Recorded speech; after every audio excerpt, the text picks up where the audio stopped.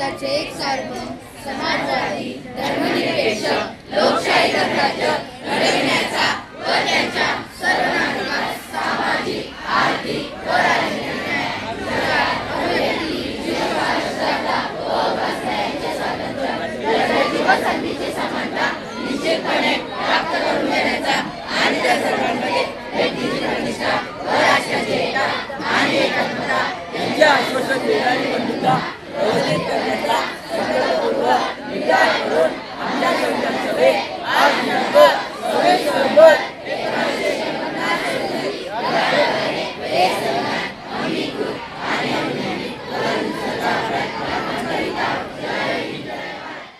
तक्षशिला माध्यमिक व junior college यांच्या वतीने आज आमच्या शाळेमध्ये संविधान दिन साजरा करण्यात आला। संविधानाचं महत्त्व डॉक्टर बाबासाहेब आंबेडकरांनी जी आयुष्यभर मेहनत करून संविधान लिहिलेलं आहे त्याचं महत्त्व विद्यार्थ्यांना समजावं। आपल्या जगण्याच्या दिशा या त्यात लिहिलेल्या आहेत आणि त्या संविधानाच्या त्या दिशेनुसार आपल्या जीवनातील जगण्याचा मार्ग हा सुकर झाला पाहिजे। जीवन जगताना ज्या आपल्याला सोयी हव्यात त्या सोयीसुद्धा डॉक्टर बाबासाहेब आंबेडकरांनी या संविधानात लिहिलेलं आहे।